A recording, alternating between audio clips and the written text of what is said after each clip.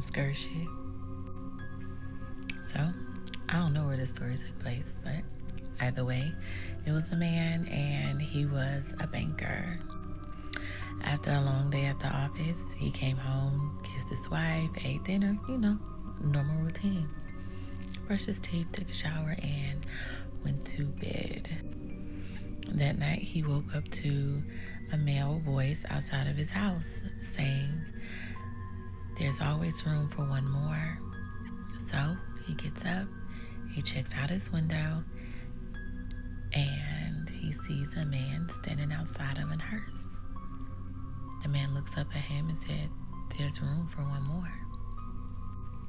So the man wakes up his wife. She goes to the window and she's like, "I don't know what you're talking about. There's no one there." The next night, it happens again. Only this time, the mortician is in back of the hearse. And he looks up at the window and he says, "There's always room for one more." This time, the man didn't even bother his wife. He just went back to bed. The next night, it happened again. And this time, the hearse door was open, and the mortician was standing there and saying, "There's always room for one more." By this time, the man is grumpy, he's lacking sleep, a little delusional, and slacking at work. So his partners call him in, tell him, "You're slacking on your case files.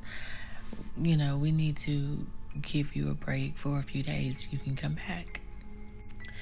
The man tries to explain, "Look, I'm having nightmares. I'm not, able to sleep well.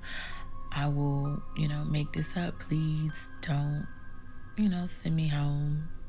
I don't need a break." His partner's not trying to hear it. What could the man do? So he goes back home, and again, it happened. Only this time, the mortician is in back of the hearse. It's open, and there's a casket inside, and a bouquet with a guy's name on it, saying, "There's always room for one more."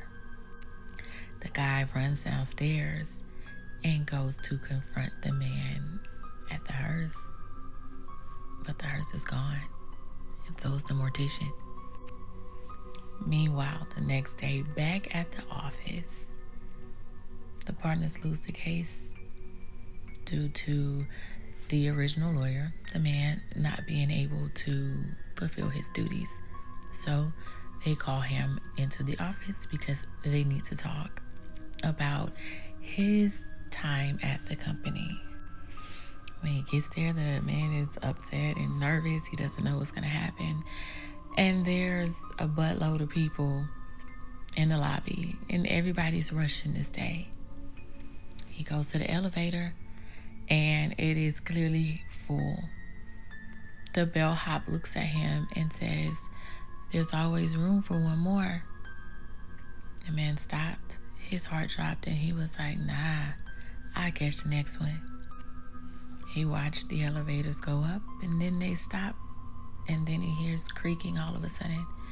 The elevator crashes down, and everyone on there lost their lives, including a couple of his partners.